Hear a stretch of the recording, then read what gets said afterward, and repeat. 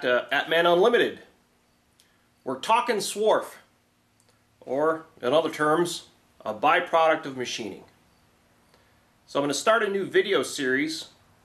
You can leave me comments below or like or dislike if you like it. Dislike it if you don't. We actually had our first dislike on our first video this week. So that was pretty sad, but the cool part about it is somebody took the time to watch it to decide whether or not they disliked it. At least you hope they did. So in this video series, I'm going to talk about stuff that's related to machining, but not the video series that I've been doing lately of making parts or talking about maintenance on the mill or talking about, post-processors or any of that sort. So this is going to be more about the side stuff that comes along with machining. And tonight I want to talk specifically about suppliers. And some people have good outcomes with suppliers, and then there's also a lot of people that have not so nice things to say about suppliers. And in my experience, you have to choose the supplier that fits you. But I'm going to talk about some of the things that you can do to help select a supplier and then help build a relationship with a supplier. Because just like you, they want to come to work, have some fun, make some money, then go home to the family. That's what we're doing here. We're coming to work, making some parts, having some fun, making some money, and then going home to the family. So, their goals are very aligned to what your goals are. So with that, with any supplier, you have to have reasonable expectations going into it. Don't be this guy. What the hell are you clowns doing over there? I sent my request for quote an hour ago, and I still haven't received the quote. What the f are you doing? Get with it! See, if you're that guy, you don't have reasonable expectations, and then no matter which supplier you pick, you're going to be unhappy. If you don't get a quote in a couple of hours, that's typical. Most suppliers take about a 24-hour turn to get you a quote. Some suppliers take 2 days. When you're a home shop, you're on the bottom of the list. They want to deal with you because your money is just as green as everybody else's, but let's face it, you're not spending thousands and thousands and thousands of dollars a week, a month, or even a year. You might spend $1,000 or $2,000 a year. So with that, you need to have a little lower expectations of performance from your suppliers. But even if you're a billion-dollar company, getting a quote in under 24 hours, that's a pretty decent turnaround. So don't feel that you're being, snubbed or treated differently just because you're a home shop. I started these relationships with these suppliers that I'm going to mention later on before I was a company, before I decided to become a business. This is when I was a home hobbyist, just like a lot of you are right now. So I didn't have a company name, I didn't have a tax ID number, I didn't have an employer number. I was just, Tim, how you doing? Here's my credit card. So I built my supplier relationships just like you're trying to do now. So expectations are key. Along with expectations, you must be professional. If you're going to call your supplier up and say, hey, you screwed up or blah, blah, blah, or this or that, or I got this problem here, they're not going to want to deal with you, especially if you're a home shop. They're really not going to want to deal with you because you're going to end up costing them more money than they'll ever make. So you'll be a negative income customer. They're going to have to spend money to sell you stuff. And if they have to do that, then they're really not interested in doing business with you. Because in the end, they want to make some money too. So that leads into the next point. Know what you want. Yeah, hi, need to order an end mill. Carbide? What's carbide? Excuse me? How many flutes do I want? I'm sorry, I thought this was a machine supply company, not a music store. Don't continually ask your supplier to spec out tooling for you. If you call them up and say, hey, I want a 3/4 end mill, and then they have to do that legwork to find a part number of an end mill for you, that takes a lot of their time. Now, they already have to spend time to reference the part number, contact their vendor, get you a price, get you a quote, and send it out to you. So that takes time. And in their game, time is money, just like our game. Time is money. Machine time is money. So if you're constantly asking your supplier to give you quotes and you're not purchasing stuff, again, they're going to want to not do business with you because you're a negative cost customer. They're spending money to service you. So know what you want, get a quote, place your order. It's okay to ask the supplier a couple of questions. You know, hey, I want to order this tooling package. Does it come in this or in that? What's this option? Hey, I'm looking for a very specific end mill. I've been looking at this manufacturer here. Could you contact them and see if they could do something custom? That's okay, as long as you're not doing it every day. But if you're constantly nagging your supplier for custom stuff and you're not spending money, they're not going to want to deal with you. Plain and simple. It all comes down to time and money. So that carries on to building relationships with your supplier. A lot of people don't want to build relationships anymore. And I think it has to do with this social media thing, which is the most antisocial thing ever. I call my suppliers up on the phone. One of my suppliers is a local person. He's actually been out to my shop. He's a nice guy. I enjoy talking to him. He's spending his time and giving me tips, and I greatly appreciate that. And I've built a relationship with him and my other 2 suppliers. I have 3 main suppliers that I go to for various reasons. And those relationships are very important. Because if you don't have a good relationship with your supplier, when an issue comes up, it's going to be more difficult to resolve just because you have this human element. Because now there's been a problem, somebody made a mistake. Are you placing blame and pointing fingers, or are you trying to just rectify the problem? So here's a real-world situation that I had with one of my suppliers. Hey Betsy, this is Tim. How you doing today? Yeah, I'm good. Hey, we had a small issue with this shipment of tool holders. Yeah, the side of the box busted open in shipment, and half the order is missing. So I contacted the shipper and gave him the tracking number, and then I gave him all the appropriate information, and I filed an insurance claim, and I started that ball rolling. So I'll email you all the details on the claim that I filed for you, and then I also will email you the list of items that are missing out of the shipment. So they're on the packing invoice and the packing slips, but they're not in the box for obvious reasons. I also included a bunch of pictures of the box and the items that have arrived successfully. Hey Betsy, how we doing? Oh, great. Oh, okay. So you're gonna ship me replacement holders for everything that's missing? Awesome. Awesome. Okay. Oh, no charge to me. Okay. So, oh, great. Okay. Well, let me know if you have problems resolving the insurance claim, and we'll figure something out. So, great. Awesome. Thank you. So I'll have them in about 2 days. Awesome. Great. Thank you for resolving this. I really appreciate it. Now you can see the resolution from that situation was awesome. It's because I built a relationship with my supplier. They understood where I was coming from. They went out of their way to help me. They didn't have to. They did not have to do any of that.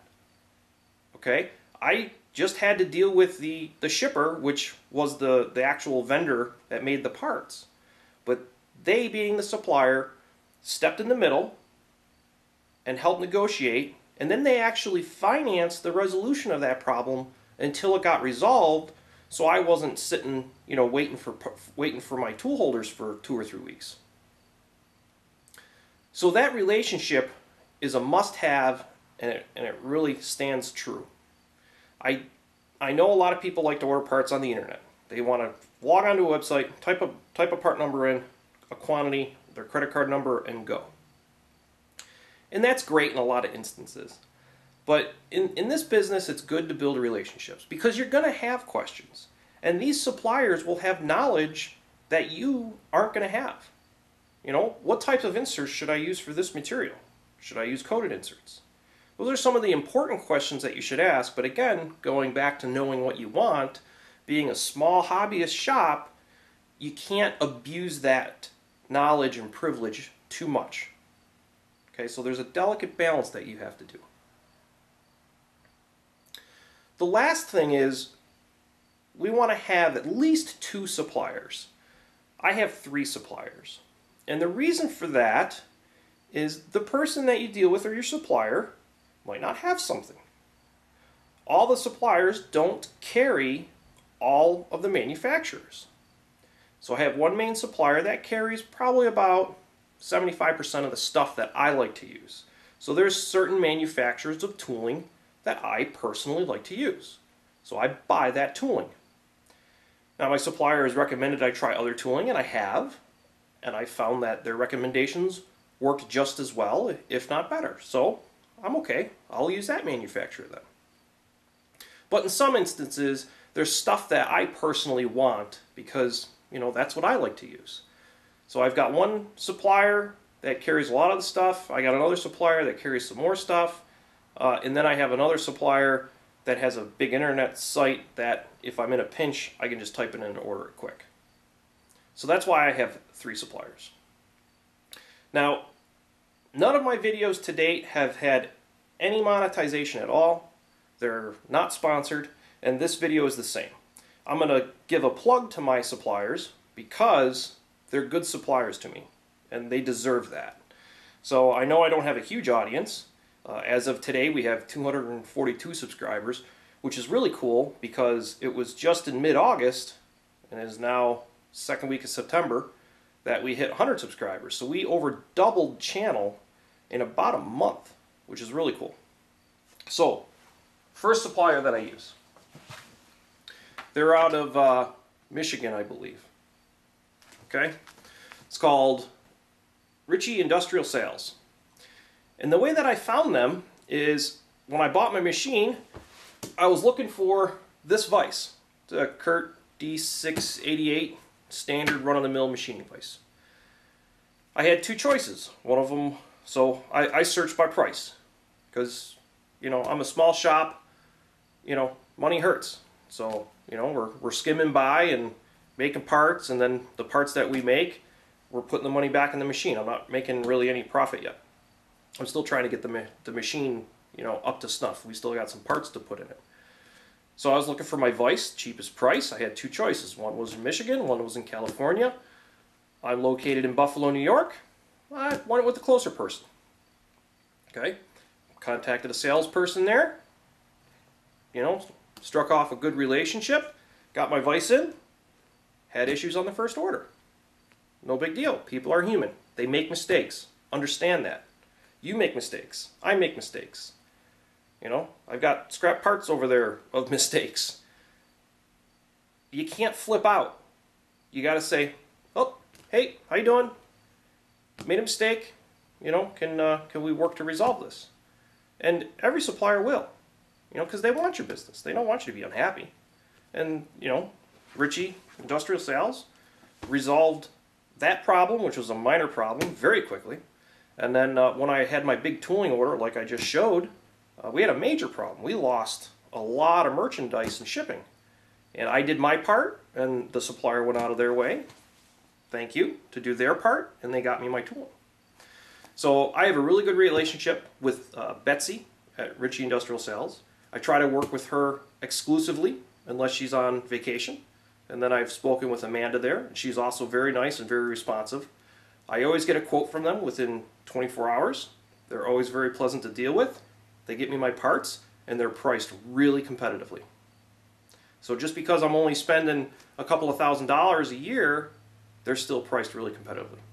So that's my first supplier. My second supplier I use is a local person from MSC. So everybody knows MSC.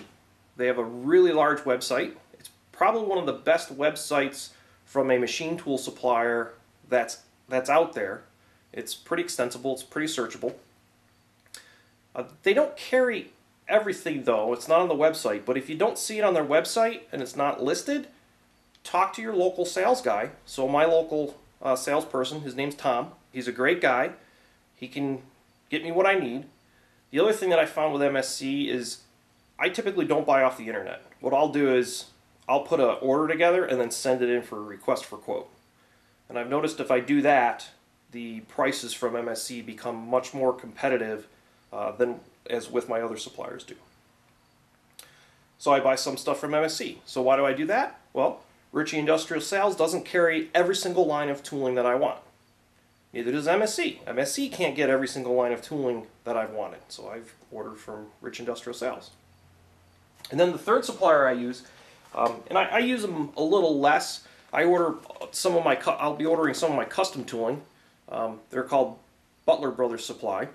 And the way that I got hooked up with them, and I talked to Julie specifically at Butler Brothers out of Syracuse. The way I got hooked up with them is they are the regional representation for Blaser Swiss Lube. I really wanted Blaser Swiss Lube coolant.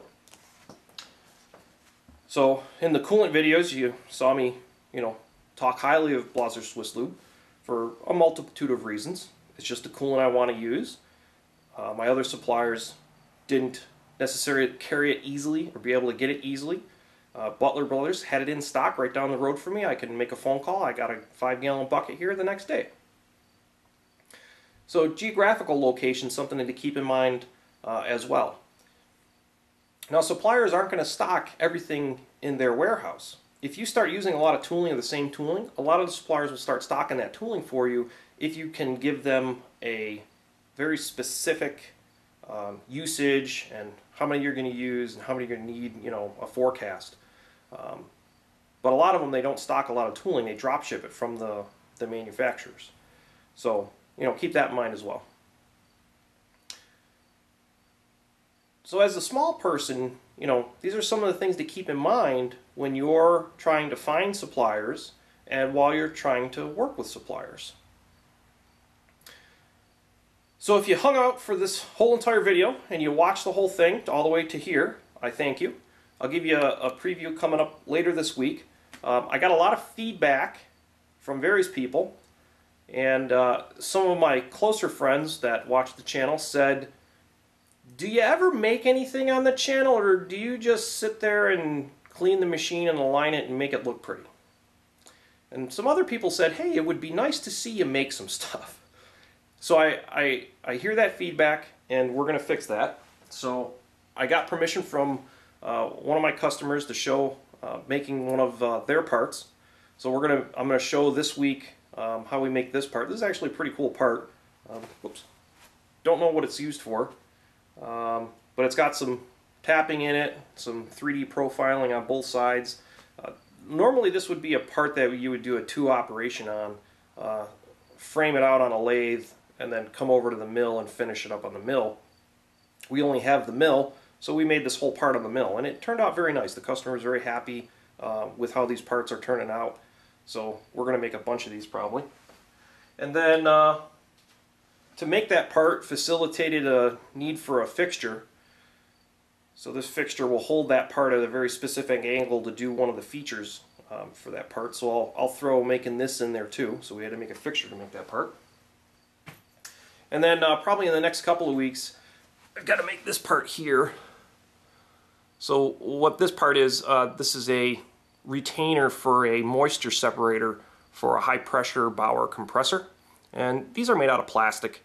I need to make 2 of these. One of them has already broke, and it breaks right here where the threads are. I don't think you can see the detail, but there's a sharp edge in there, and they just snap off. And then you find your moisture separator element rattling around in the bottom of the can. So I'm going to make 2 of these. We'll make them out of aluminum, and this will replace the moisture separator. So this is coming up as well. I've got it modeled, so we just got to run it on the machine, and then we'll make that probably 2 or 3 weeks. So we got some parts coming up to make.